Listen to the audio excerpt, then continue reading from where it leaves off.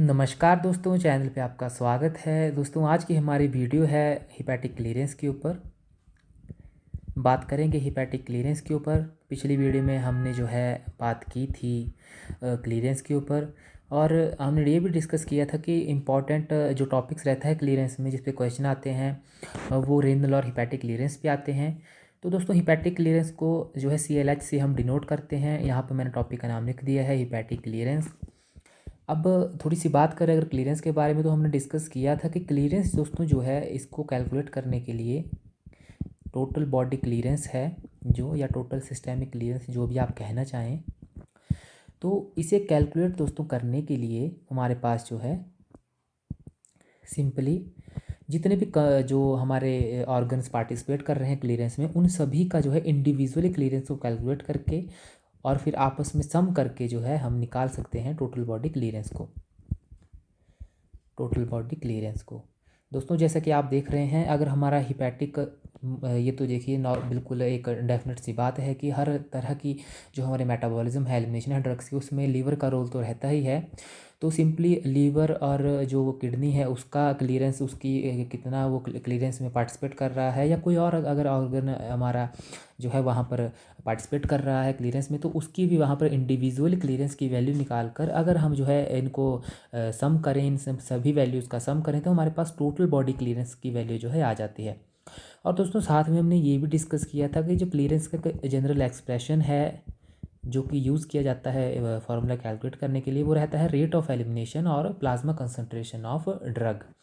अगर हमारे पास rate of elimination और प्लाज्मा कंसंट्रेशन ऑफ ड्रग, ये डेटा हमारे पास अवेलेबल है, तो हम सिंपली इनके रेशियो से क्लीयरेंस की वैल्यू निकाल सकते हैं, जो कि हमारी आती है ml/मिनट या लीटर पर आवर्स में।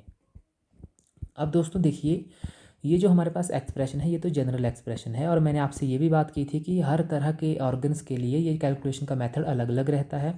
तो सिंपली अगर यहाँ पर लीवर की बात करें, तो हम ऐसा कह सकते हैं यहाँ पर hepatic clearance CLH is equal to rate of elimination from liver और प्लाज्मा कंसनट्रेशन ऑफ ड्रग। अब दोस्तों देखिए, आपके सामने यहाँ पर एग्जाम्पल के लिए मैं एक स्ट्रक्चर ड्रॉ करता हूँ लीवर का, और थोड़ा बात करते हैं हिपैटिक क्लीयरेंस के बारे में। देखिए, यहाँ पर मैंने ये स्ट्रक्चर ड्रॉ किया है लीवर का। अब दोस्तों देखिए, यहाँ पर मैं दो तरह की ब्लड वेसल्स को ड्रॉ करूँगा, एक ये है और एक ये है। एक में जो है ब्लड लीवर के अंदर जा रहा है और दूसरे से ब्लड लीवर के बाहर आ रहा है। अब दोस्तों, ये जो ब्लड अंदर जा रहा है, ये है हमारी हिपैटिक पोर्टल वेन, और ये जो बाहर आ रहा है ब्लड, इसको कहते हैं हिपैटिक आर्टरी। हिपैटिक आर्टरी या hepatic portal artery. Hepatic portal artery, HPA और HPV, hepatic portal vein and hepatic portal artery.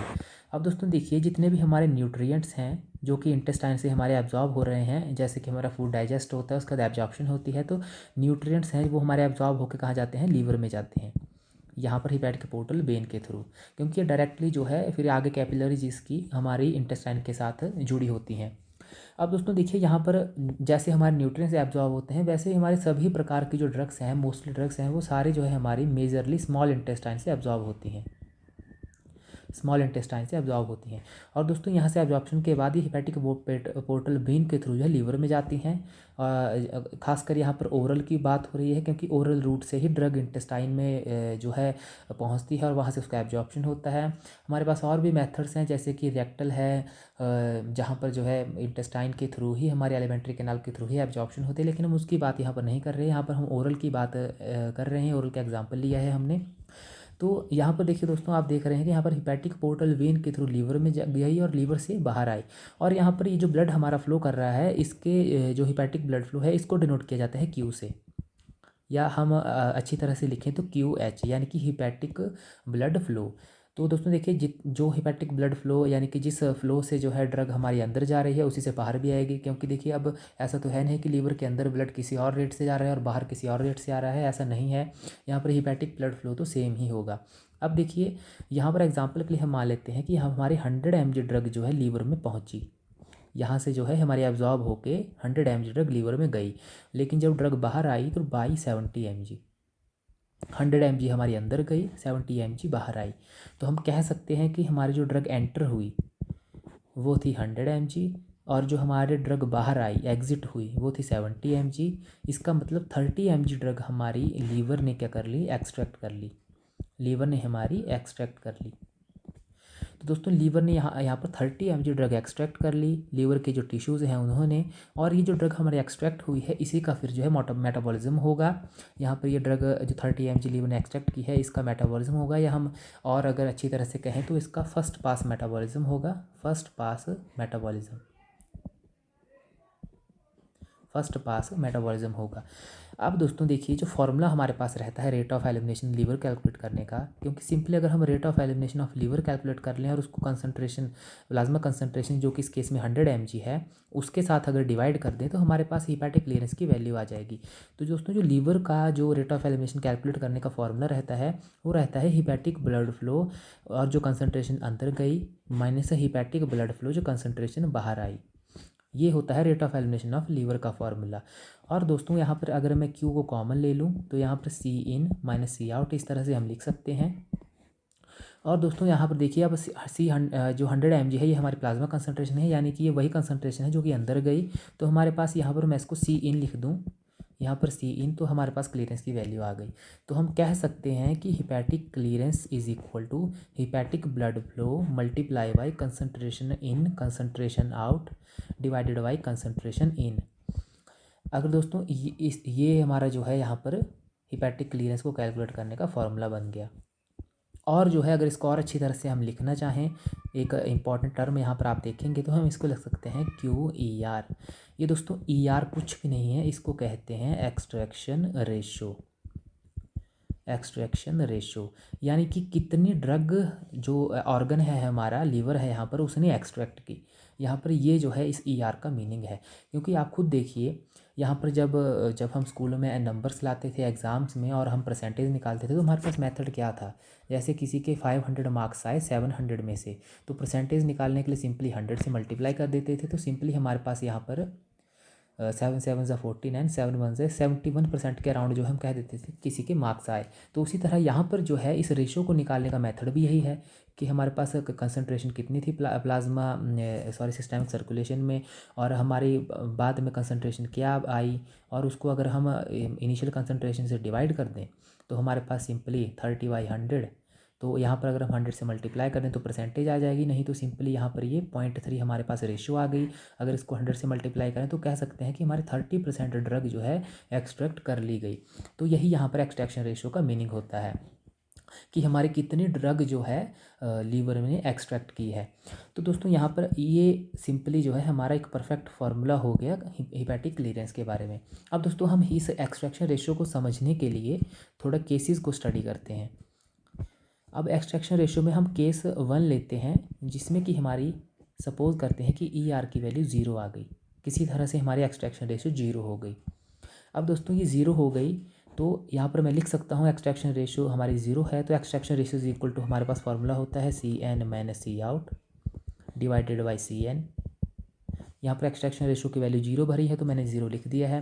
Simply यहाँ पर ये डिवीज़न में है, इस तरफ जाएगा इक्वेशन के तो मल्टीप्लाई हो जाएगा, 0 से कुछ भी मल्टीप्लाई करेंगे तो 0 ही आएगा। तो यहाँ पर मैं लिख सकता हूँ concentration in minus concentration out, और यहाँ पर जो है ये टर्म यहाँ पर माइनस में है तो मैं C आउट को अगर इस तरफ भेजूँ तो ये प्लस में आ जाएगी। तो सिंपली यहाँ पर मैं लिख सकता हूँ C out is equal to C इन, C out is equal to C इन। यहाँ पर मीनिंग क्या है, मीनिंग है कि जितनी कंसंट्रेशन इन हुई उतनी ही कंसंट्रेशन आउट हुई।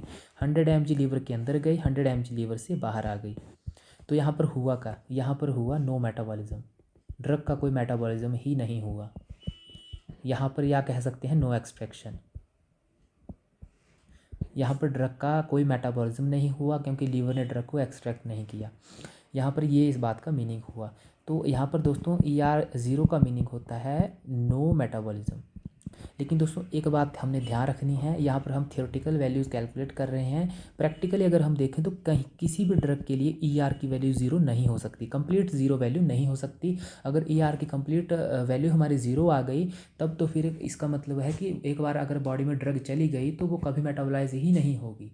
तो इसीलिए जो है ER की वैल्यू जो है कंप्लीट ज़ीरो नहीं आ सकती। यहाँ पर हमेशा जो है वैल्यूज़ 0.1 आ सकती है, 0.2 आ सकती है, जिसका कि मीनिंग है हमारे 10% ड्रग मेटाबोलाइज हुई। या हम इस तरह से वैल्यू आ सकती है 0.001, जिसका कि मीनिंग है हमारे पास 99% 0.01 आ सकती है, जिसका मीनिंग है कि 99% ड्रग हमारी मेटाबोलाइज नहीं हुई, 0.1% ही हमारी मेटाबोलाइज हुई है। तो इसीलिए कंप्लीट ज़ीरो वैल्यू नहीं आ सकती। लेकिन यहाँ पर हम कैलकुलेशन कर रहे हैं, हम एक स्केल निकाल रहे हैं कि ER की वैल्यू कहाँ से कहाँ तक जा सकती है, तो इसीलिए हम ये कैलकुलेशन यहाँ पे परफॉर्म कर रहे हैं। अब दोस्तों देखिए, हम केस नंबर 2 देखते हैं। केस नंबर 2, इसमें हम अज्यूम करते हैं कि ER की वैल्यू 1 है। ER की वैल्यू 1 है तो हमारे पास क्या आएगा, देखिए ER is equal to C in minus C out divided by C in। अब दोस्तों यहाँ पर मैं इस तरफ इसको अगर भेज दूँ, मल्टीप्लाई हो जाएगा, तो यहाँ पर 1/CN 1/CN ही आ जाएगा, क्योंकि 1 से किसी भी टर्म को मल्टीप्लाई करें वही टर्म वापस आ जाती है। तो यहाँ पर CN C out का डिफरेंस आ गया CN के बराबर। अगर हम इसको और अच्छी तरह से लिखना चाहें तो हम कह सकते हैं कि यहाँ पर CN यहाँ से प्लस में है, यहाँ पर जाएगा तो माइनस हो जाएगा, तो CN minus CN is equal to minus C out। यहाँ पर CN से CN कट गया, बचा माइनस C out। यहाँ पर माइनस इस तरफ भेज दें तो प्लस हो जाएगा। अब चाहे आप प्लस 0 लिखिए चाहे माइनस 0 लिखिए, ये बराबर होता है 0 के। तो हम कह सकते हैं कि C out is equal to 0, यानी कि जो कंसंट्रेशन बाहर आई वो थी 0। या इसको और अच्छी तरह से कहना चाहें तो हम कह सकते हैं कि 100 mg लीवर के अंदर गई, 0 mg बाहर आई। तो इसका मीनिंग क्या हुआ कि सारी की सारी ड्रग जो है लीवर ने एक्सट्रैक्ट कर ली। यहाँ पर हम कह सकते हैं कंप्लीट एक्सट्रैक्शन। यहाँ पर हम कह सकते हैं दोस्तों कंप्लीट एक्सट्रैक्शन। वहीं दोस्तों अगर हम इसको और तरह से कहना चाहें तो हम ये भी कह सकते हैं कंप्लीट मेटाबॉलिज्म। कंप्लीट मेटाबॉलिज्म, क्योंकि यहाँ पर सिंपली एक्सट्रैक्शन का मीनिंग ही मेटाबॉलिज्म से है। अगर जितनी हमारे ड्रग ऑर्गन्स एक्सट्रैक्ट करेंगे सिस्टमिक सर्कुलेशन में से, उतना ही ज़्यादा ड्रग का जो है मेटाबॉलिज्म होगा और ड्रग का एक्सक्रीशन होगा।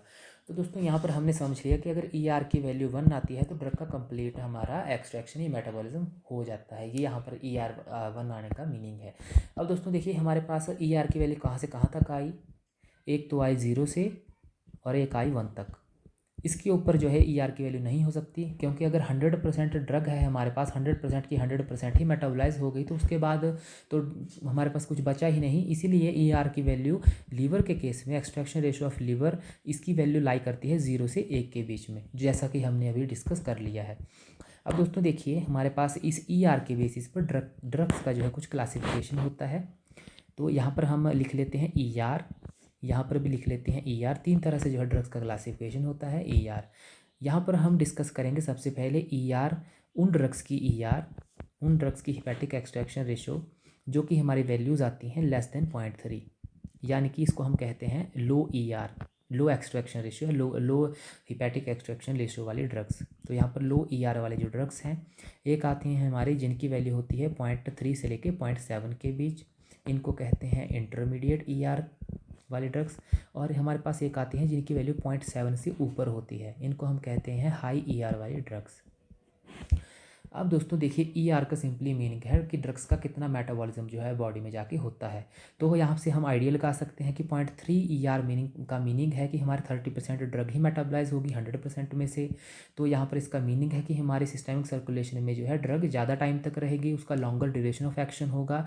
तो यहाँ से जो लो ER वाली ड्रग्स हैं जिनका एक्सट्रैक्शन रेशियो लो होता है, उन ड्रग्स का ड्यूरेशन ऑफ एक्शन जो है बॉडी में वो ज़्यादा होता है। एग्जाम्पल के लिए डाइज़ेपाम का बहुत ही लंबा ड्यूरेशन ऑफ एक्शन होता है बॉडी में, एक बार बॉडी में एडमिनिस्टर करने के बाद काफ़ी लंबे टाइम तक जो है बॉडी में रहती है। वहीं इंटरमीडिएट की अगर हम बात करें तो हम एग्जांपल ले सकते हैं एस्पिरिन का।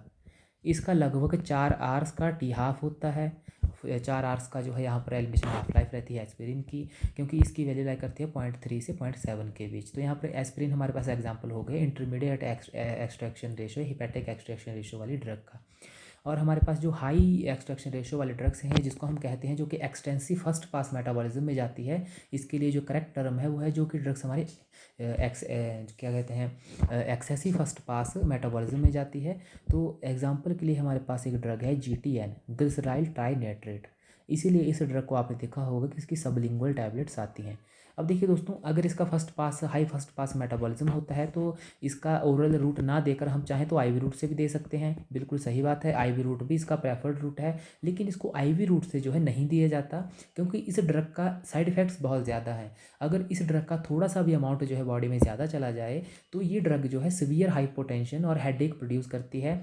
इसीलिए जो है इसकी सबलिंगुअल टैबलेट दी जाती है, ताकि पेशेंट जो है अपनी टंग के नीचे जो है सबलिंगुअल रूट के पास जो है इस टैबलेट को रखेगा तो सिंपली वहाँ से ड्रग रिलीज़ होके सिस्टमिक सर्कुलेशन में पहुँच जाएगी, और जितनी जो है ड्रग की ज़रूरत होगी वो अपना एक्शन प्रोड्यूस करेगी। उसके बाद सिंपली पेशेंट जो है उसको इफ़ेक्ट मिलने के बाद वो सिंपली इस टैबलेट को स्पिट कर सकता है या तो निगल सकता है। ऐसा इसलिए दोस्तों, ताकि उसे जो है यहाँ पर सिस्टमिक सर्कुलेशन में बहुत ज़्यादा अमाउंट जो है बॉडी में ना जाए और सिंपली उसे साइड इफ़ेक्ट्स ना हो, इसीलिए इसका सबलिंगुअल एक प्रेफर्ड रूट है। आईवी रूट जो है इस ड्रग का प्रेफर नहीं किया जाता, हालांकि आईवी रूट जो है यूज़ किया जा सकता है। वहीं इसके अलावा एग्जाम्पल है लिग्नोकेन का। लिग्नोकेन दोस्तों ये भी एक ऐसी ड्रग है, इसका भी अराउंड 99% जो है एक्सटेंसिव फर्स्ट पास मेटाबॉलिज्म होता है, इसीलिए इसका भी प्रेफर्ड रूट आईवी है। इसे भी टैबलेट फॉर्म में नहीं दिया जाता, क्योंकि ओरली देने पर लीवर में इसका एक्सटेंसिव फर्स्ट पास मेटाबॉलिज्म होता है, एकदम से ड्रग हमारी मेटाबलाइज हो जाती है। तो ये थे हमारे पास दोस्तों यहाँ पर एग्जांपल्स ईआर के बेसिस पे ड्रग्स के। तो आप जो है इनमें से एक दो एग्जांपल याद रखें, क्योंकि एग्जाम में कई बार क्वेश्चन आ जाता है एक्सट्रैक्शन रेशो के ऊपर। तो ये थी हमारी एक्सट्रैक्शन रेशो के ऊपर बात। अब दोस्तों देखिए, हम यहाँ पर लीवर के क्लियरेंस के दो टाइप्स को डिस्कस करेंगे, जो कि इंपॉर्टेंट है, कई बार एग्जाम में क्वेश्चन आ जाता है। हमारे पास जो हिपैटिक क्लियरेंस है दोस्तों, ये दो तरह की होती है। हिपैटिक क्लियरेंस, हमारे पास जो हिपैटिक क्लियरेंस है दोस्तों, ये दो तरह की इसकी क्लासेस होती हैं। पहली हमारे पास आती है दोस्तों perfusion rate limited. Perfusion rate limited, in terms का मीनिंग समझेंगे। परफ्यूजन रेट लिमिटेड का मीनिंग क्या है दोस्तों, बिल्कुल आसानी से हम जो है इसके बारे में जान लेंगे और अच्छी तरह हमारा क्वेश्चन वहाँ पे बनेगा। और हमारे पास दूसरा कैटेगरी आता है कैपेसिटी लिमिटेड। कैपेसिटी लिमिटेड, ये जिसको हम कहते हैं एंजाइम बेस्ड। एंजाइम बेस्ड, ये हमारे पास जो है दो तरह के हिपैटिक क्लियरेंस के आप इनको फैक्टर्स कह लीजिए, टाइप्स कह लीजिए। अब देखिए यहाँ पर परफ्यूजन रेट लिमिटेड का मीनिंग क्या है, मैं सबसे पहले कोशिश करता हूँ इसे समझाने की। तो परफ्यूजन रेट लिमिटेड दोस्तों देखिए, हमारे पास जो है जो हमारे ड्रग्स हैं, इनका जो है जिनका हमारा होता है हाई ईआर, जो हमारे हाई ईआर वाले ड्रग्स हैं, जैसे कि जिनका कि 0.7 के ऊपर जो है एक्सट्रैक्शन रेशो रहता है, इनका यहाँ पर दोस्तों जो हिपैटिक ब्लड फ्लो है, हिपैटिक ब्लड फ्लो, इसका यहाँ पर एक इम्पॉर्टेंट रोल रहता है इन ड्रग्स के जो है मेटाबॉलिज्म के ऊपर। अगर ये हिपैटिक ब्लड फ्लो ज़्यादा रहेगा तो इनका एक्सटेंसिव जो फर्स्ट पास मेटाबॉलिज्म है या इनका जो मेटाबॉलिज्म है वो बहुत ज़्यादा तेज़ी से होगा। और वहीं अगर इनका जो हिपैटिक ब्लड फ्लो है ये हमारा कम हो जाता है, यानी कि किसी तरह से जो है ये अफेक्ट हो जाता है हमारा हिपैटिक ब्लड फ्लो, तो सिंपली ही जो एक्सट्रैक्शन रेशो है, ड्रग्स का मेटाबॉलिज्म है, फर्स्ट पास मेटाबॉलिज्म है, उसके ऊपर इफेक्ट पड़ता है। तो हमारे पास जो हाई ईआर वाले ड्रग्स होती हैं, हाई ईआर वाले ड्रग्स होती हैं, यहाँ पर अगर हिपैटिक ब्लड फ्लो जो है ज़्यादा होता है तो इन ड्रग्स का फर्स्ट पास मेटाबॉलिज्म भी ज़्यादा होता है। अगर हिपैटिक ब्लड फ्लो कम कर दिया जाए तो यहाँ पर इनका फर्स्ट पास मेटाबॉलिज्म भी स्लो हो जाएगा, एकदम से जो है ये अपना फर्स्ट पास मेटाबॉलिज्म इन ड्रग्स का नहीं होगा। ये एकदम अगर इनका 100 mg बॉडी में देंगे तो ये एकदम से जो है पूरी तरह से मेटाबलाइज नहीं होंगी अगर हिपैटिक ब्लड फ्लो हमारा कम है, यानी कि हिपैटिक ब्लड फ्लो का इसके ऊपर जो है इफेक्ट पड़ता है। इसीलिए इसे कहा जाता है परफ्यूजन रेट लिमिटेड। परफ्यूजन यहाँ पर मीनिंग है ब्लड से, कि ब्लड का रेट अगर कम है तो फर्स्ट पास मेटाबॉलिज्म या मेटाबॉलिज्म कम है, अगर हिपैटिक ब्लड फ्लो का रेट यहाँ पर ज़्यादा है तो ड्रग्स एकदम से जो है लीवर में पहुँचेंगे और एकदम से इनका मेटाबॉलिज्म होगा। अब दोस्तों देखिए, दूसरी हमारे पास कैटेगरी आती है लो ईआर वाली, लो ईआर। अब दोस्तों ये जो लो ईआर वाले ड्रग्स है इनके ऊपर ये जो हिपैटिक ब्लड फ्लो है इसका कोई डिफरेंस नहीं पड़ता। ये हिपैटिक ब्लड फ्लो चाहे ज़्यादा हो चाहे कम हो, इनके ऊपर जो है कोई चेंज इसका नहीं आता।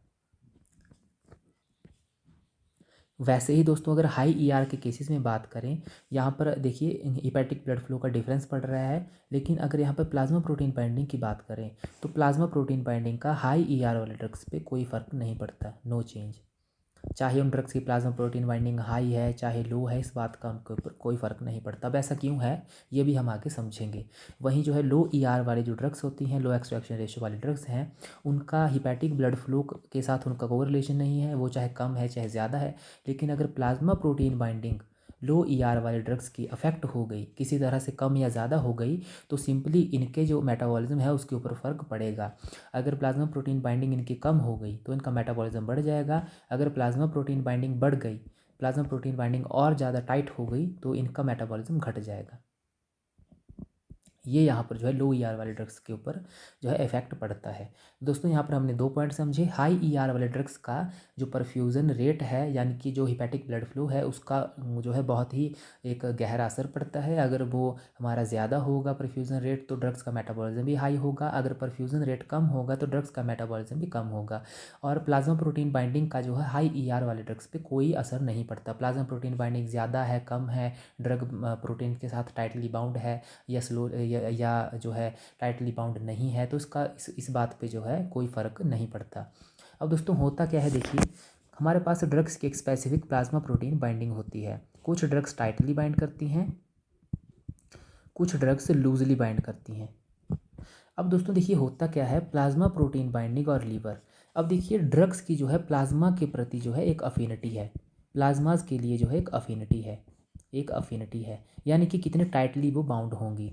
लेकिन जो ये ड्रग्स हैं इनकी लीवर के जो टिश्यूज़ हैं उसके लिए भी एक अफिनिटी रहती है, जो लीवर के टिश्यूज़ हैं इनके लिए भी एक अफिनिटी रहती है। तो दोस्तों देखिए जो लो एक्सट्रैक्शन रेशियो वाले ड्रग्स हैं वो प्लाज्मा प्रोटीन के साथ टाइटली बाउंड करती हैं, और वो जब लीवर में पहुंचती हैं तो लीवर के टिश्यूज़ के लिए उनकी जो अफिनिटी है वो प्लाज्मा प्रोटीन से ज़्यादा नहीं होती। प्लाज्मा प्रोटीन की अफिनिटी ज़्यादा होती है, लीवर टिश्यूज़ की अफिनिटी कम होती है। यहाँ पर लीवर टिश्यूज़ की अफिनिटी लो होती है। इसीलिए ये जो है हमारे ड्रग्स जो हैं ये प्लाज्मा प्रोटीन से डिसोशिएट नहीं होती, ईजिली डिसोशिएट नहीं होती जब तक कि इनको इन्फ्लुएंस ना किया जाए। इसीलिए दोस्तों ये यहाँ पर जो है प्लाज्मा प्रोटीन के साथ टाइटली बाइंड रहती है, लीवर में नहीं जाती, और इनका फिर ड्यूरेशन ऑफ एक्शन बढ़ जाता है, क्योंकि ड्रग अगर मेटाबॉलाइज ही नहीं होगी तो ड्यूरेशन ऑफ एक्शन भी उसका ज़्यादा होगा। अब दोस्तों देखिए कुछ ड्रग्स हमारे पास ऐसी होती हैं कि जैसे उनका प्लाज्मा प्रोटीन बाइंडिंग अफेक्ट होगी तो उनका मेटाबॉलिज्म बढ़ जाएगा। अब एग्जांपल यहाँ पर लेते हैं वारफरिन और सल्फोनामाइड का, वारफरिन और सल्फोनामाइड्स का। फॉर एग्जांपल कोई पेशेंट वारफरिन पे है, वारफरिन यहाँ पर एक एंटीकोगुलेंट का हमने एग्जांपल लिया है, और उसको जो है कोई इन्फेक्शन हो गया जिसके लिए सल्फोनामाइड्स उसको प्रिस्क्राइब की गई। अगर दोस्तों वारफरिन का उसकी पेशेंट की बॉडी में जो है एक लेवल बना हुआ है कि अगर 100 मॉलिक्यूल्स जो है वारफरिन के हम दे रहे हैं, उनमें से जो है 99 मॉलिक्यूल वारफरिन के प्लाज्मा प्रोटीन के साथ बाइंड कर रहे हैं, और 1 मॉलिक्यूल हमारा जो है सिस्टमिक सर्कुलेशन में फ्री है, जो कि इफेक्ट दे रहा है। और यहाँ पर अगर हम उसको सल्फोनामाइड देना शुरू कर दें तो होगा क्या कि यहाँ पर सल्फोनामाइड भी जो है प्लाज्मा प्रोटीन के साथ टाइटली बाइंड करती हैं। यहाँ पर स्पेसिफिक एग्जांपल ले रहे हैं हम एल्बुमिन का यहाँ पर स्पेसिफिक एग्जांपल ले रहे हैं, क्योंकि एल्बुमिन के साथ ही हमारे सभी एसिडिक ड्रग्स बाइंड करती हैं। तो देखिए यहाँ पर वारफरिन भी एल्बुमिन के साथ बाइंड है, सल्फोनामाइड की भी एल्बुमिन के लिए बहुत ही ज़्यादा स्ट्रॉन्ग अफिनिटी है। तो होगा क्या कि यहाँ पर सल्फोनामाइड आके वारफरिन के एक मॉलिक्यूल को डिस्प्लेस कर देगी। यहाँ पर पहले 99 मॉलिक्यूल से वारफरिन के एल्बुमिन के साथ बाइंड थे, यहाँ पर अब 98 मॉलिक्यूल बाइंड रहेंगे और एक मॉलिक्यूल डिसोशिएट हो जाएगा, क्योंकि सल्फोनामाइड ने यहाँ पर एक और मॉलिक्यूल को डिसोशिएट कर दिया। अब दोस्तों पहले एक हमारा मॉलिक्यूल इफेक्ट प्रोड्यूस कर रहा था, अब 2 मॉलिक्यूल इफेक्ट प्रोड्यूस कर रहे हैं। अब दोस्तों देखिए जैसे जैसे ये प्रोसेस बढ़ती रहेगी, क्योंकि ऐसा तो होगा नहीं कि एक ही मॉलिक्यूल यहाँ से रिड्यूस होगा, जैसे जैसे मॉलिक्यूल यहाँ से रिड्यूस होते जाएंगे सल्फोनामाइड्स और जो है यहाँ पर और मॉलिक्यूल्स को भी डिस्प्लेस करती जाएगी। पहले जो है 99 से 98 हुए, फिर से सल्फोनामाइड एक और मॉलिक्यूल को डिस्प्लेस करेगी तो 97 बचेंगे, फिर 96 होंगे। तो यहाँ पर सिंपली वारफरिन का सिस्टमिक सर्कुलेशन में जो फ्री अनबाउंड जो लेवल है, जो कि बाउंड नहीं है प्लाज्मा प्रोटीन के साथ, वो बढ़ता जाएगा, जो कि फ्री है हमारा फार्माकोलॉजिकल रिस्पॉन्स प्रोड्यूस करने के लिए। तो यहाँ पर सिंपली वारफरिन की क्या हो जाएगी, टॉक्सिसिटी, यहाँ पर टॉक्सिसिटी हो जाएगी, क्योंकि फिर हमारी वारफरिन जो है फार्माकोलॉजिकल रिस्पांस प्रोड्यूस करेगी। पहले जो एक मॉलिक्यूल रिस्पांस प्रोड्यूस कर रहा है, अब 2 थे तो रिस्पांस डबल हो जाएगा, फिर 4 होंगे, रिस्पांस जो है 4 गुना हो जाएगा, फिर रिस्पांस प्रोड्यूस करने के बाद ड्रग मेटाबोलाइज होगी, यानी कि इसका मेटाबॉलिज्म भी बढ़ता जाएगा। तो सिंपली जो है यहाँ पर ये प्रोसेस प्लाज्मा प्रोटीन बाइंडिंग की रहती है। तो यहाँ पर ये रोल बेसिकली रहता है हाई एक्सट्रैक्शन रेशियो और लो एक्सट्रैक्शन रेशियो वाले ड्रग्स का परफ्यूजन रेट वाले एग्जाम्पल के केस में। तो दोस्तों यहाँ पर ये मीनिंग है हमारा परफ्यूजन रेट का। अब दोस्तों हम एक और एग्जांपल जो है स्टडी करते हैं कैपेसिटी लिमिटेड के लिए। यहाँ पर हमने टर्म लिखी थी कैपेसिटी लिमिटेड, दूसरे वाला जो टाइप है फैक्टर है उसके ऊपर बात कर रहे हैं कैपेसिटी लिमिटेड। देखिए कैपेसिटी का क्या मतलब है कि एक पर्टिकुलर कैपेसिटी है, जो कि अगर कैपेसिटी अगर ज़्यादा हो गई तो जो है मेटाबॉलिज्म बढ़ जाएगा, कैपेसिटी कम हो गई तो मेटाबॉलिज्म घट जाएगा। अब इसका मीनिंग क्या है हम यहाँ पे देखते हैं। इसी को जो है एक और नाम भी है एंजाइम बेस्ड। यानी कि दोस्तों बात ये है कि हमारे पास जो मेटाबॉलिज्म होगा वो सिर्फ सारा का सारा एंजाइम के ऊपर डिपेंड करेगा। यहाँ पर हिपैटिक ब्लड फ्लो की बात नहीं हो रही, यहाँ पर प्लाज्मा प्रोटीन बाइंडिंग की बात नहीं हो रही, ये फैक्टर्स यहाँ पे इंक्लूड नहीं किए जा रहे हैं। यहाँ पे बात सिर्फ एंजाइम्स की हो रही है कि अगर किसी ड्रग पर्टिकुलर ड्रग को मेटाबोलाइज करने के लिए हमारे पास कोई एक एंजाइम है ए, अगर वो एंजाइम किसी पर्टिकुलर ड्रग एक्स को मेटाबलाइज कर रहा है और इस एंजाइम का नंबर फिक्स है कि हमारे पास ऐसे 100 ही एंजाइम्स हैं, तो हमें पता है कि इस ड्रग को मेटाबलाइज करने के लिए 100 ही एंजाइम्स हैं, तो हमारे पास जैसे 2 घंटे लग रहे हैं तो 2 घंटे का टाइम ही लगेगा, क्योंकि एंजाइम हमारे पास 100 हैं और ड्रग हमारे पास एक्स अमाउंट है इसका, तो इसको मेटाबलाइज करने के लिए अगर 2 घंटे लग रहे हैं तो हर बार ही 2 घंटे लगेंगे। लेकिन अगर किसी तरह से इस ए एंजाइम का नंबर बढ़ जाए, ये 100 की जगह 1000 हो जाए, तो क्या आप 2 घंटे लेंगे मेटाबलाइज होने के लिए? नहीं। अब जो है 1 घंटे में मेटाबॉलिज्म हो जाएगा, या 1 घंटा तो हमने बहुत ज़्यादा ले लिया, यहाँ पे अगर बात करें तो 30 मिनट में यहाँ पर कंप्लीट मेटाबॉलिज्म हो जाएगा, क्योंकि यहाँ पर 1000 हो गए 100 से, सीधे ही 900 मॉलिक्यूल्स हमारे बढ़ गए। अब अगर ये 100 से घटकर 25 रह जाएँ, तो अगर 100 से घटकर 25 रह जाए तो भैया पहले 2 घंटे लग रहे थे, अब 4 घंटे लगेंगे या 6 घंटे लगेंगे। तो यहाँ पर ये मीनिंग है कैपेसिटी लिमिटेड एंजाइम बेस्ड का, यानी कि नंबर ऑफ़ एंजाइम डिसाइड कर रहे हैं कि ड्रग्स का मेटाबॉलिज्म स्लोली होगा या ड्रग्स का मेटाबॉलिज्म एकदम से होगा। यहाँ पर इसके लिए हम अच्छे अच्छे एग्जाम्पल डिस्कस करते हैं। ये कि हमारे पास एक ब्रॉड कैटेगरी रहती है C/P एंजाइम्स की, जो कि हमारे ड्रग्स का मेटाबॉलिज्म करते हैं। लीवर की ये स्पेसिफिक वैरायटी है ये C/P एंजाइम की, साइटोक्रोम P450 एंजाइम्स की। इसमें हम अच्छे अच्छे एग्जांपल जो है डिस्कस करते हैं। देखिए पहला एग्जांपल अगर हम लें, अब दोस्तों देखिए यहाँ पर अगर हम एग्जांपल स्पेसिफिक लें, साइटोक्रोम 3A5, ये जो दोस्तों हमारा हिपैटिक एंजाइम है ये हमारा मेटाबोलाइज करता है ड्रग कार्बामेज़ेपिन को।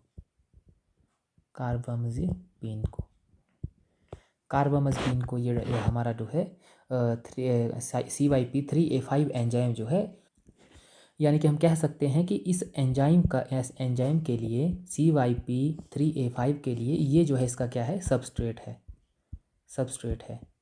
इस एंजाइम का ही सबस्ट्रेट है, क्योंकि ये जो है इसका मेटाबॉलिज्म करता है बॉडी में।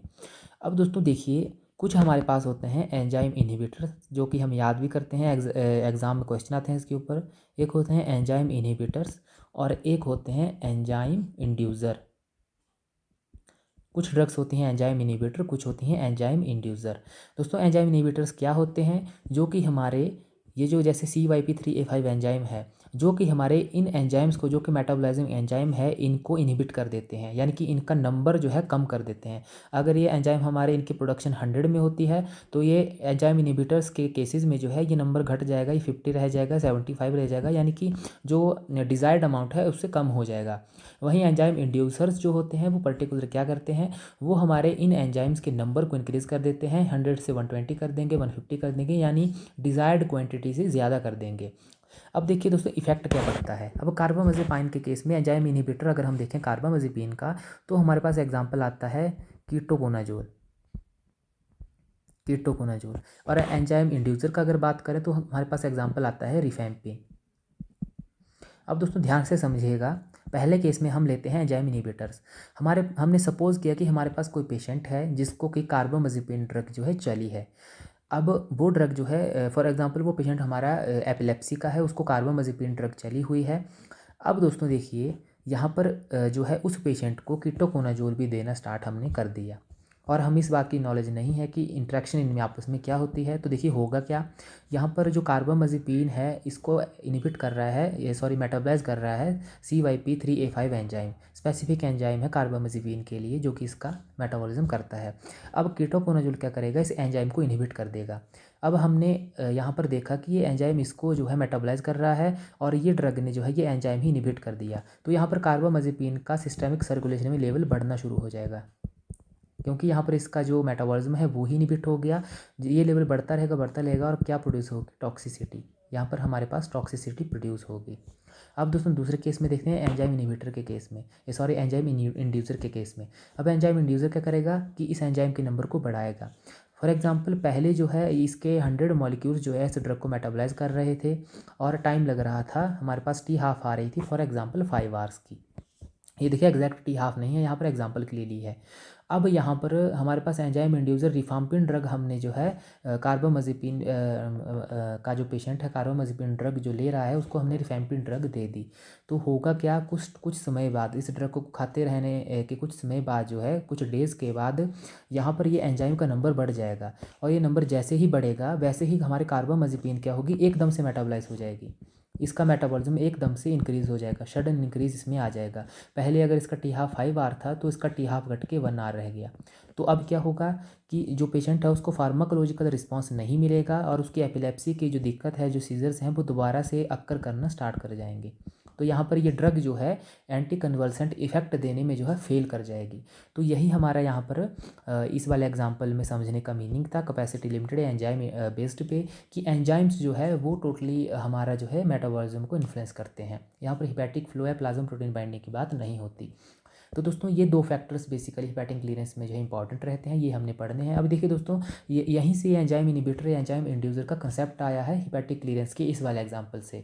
तो इसीलिए जो है इस पर अच्छे अच्छे क्वेश्चन बनते हैं, क्योंकि एक इंपॉर्टेंट यहाँ पर एक फैक्टर है, क्योंकि यहाँ पर किसी ड्रग की फार्माकोलॉजिकल रिस्पॉन्स के फेल होने की या किसी ड्रग की टॉक्सिसिटी की बात है, इसीलिए एक इंपॉर्टेंट यहाँ पर टॉपिक है। इसीलिए इस पर अच्छे अच्छे क्वेश्चन जो है एग्जाम में देखने को बनते हैं। तो आपको जो है इस पर अच्छी तरह से जो है कमांड बनानी है और इसके एग्जाम्पल्स अच्छी तरह से याद करने हैं जो कि स्पेसिफिक आते हैं एग्ज़ाम में। तो दोस्तों यहाँ पर ये थी बात हमारे जो हिपैटिक क्लीयरेंस है उसके टाइप्स की। तो दोस्तों आई होप आपको वीडियो पसंद आया होगा। कोशिश रही है मेरी कि हम अच्छी तरह से समझ पाएँ हिपैटिक क्लीयरेंस का यहाँ पे मीनिंग क्या है। नेक्स्ट जो है हम बात करेंगे रीनल क्लीयरेंस के ऊपर, समझेंगे कि जो एक्टिव सिक्रीशन होती है, रीअब्जॉर्प्शन होती है, ये जीएफआर है, इसका मीनिंग क्या है, क्योंकि काफ़ी अच्छे इस पर क्वेश्चन बनते हैं और पूरा कंसेप्ट जो है समझेंगे ताकि ईजिली जो है चुटकियों में हम जो है वहाँ पर एग्ज़ाम में अगर क्वेश्चन आए तो हम हल कर सकें और अच्छे नंबर पा के जो है अपनी बढ़िया पोजीशन पे जो है जा सकें। तो दोस्तों ये थी वीडियो हिपैटिक क्लीयरेंस के ऊपर। अगर आपको वीडियो पसंद आया तो वीडियो को लाइक करें, चैनल को सब्सक्राइब करें और हमारे साथ बने रहिए, हमें मोटिवेट करते रहिए। आपकी लाइक, शेयर और कमेंट ही हमारे मोटिवेशन का सोर्स होता है और तभी हमें हिम्मत मिलती है और वीडियोज़ बनाने की, अच्छे से अच्छे कंसेप्ट आपको देने की। तो बने रहिए दोस्तों हमारे साथ। Thank you so much. मैं हूँ आपका अपना pharmacy officer Anmol Bhatia. Thank you दोस्तों।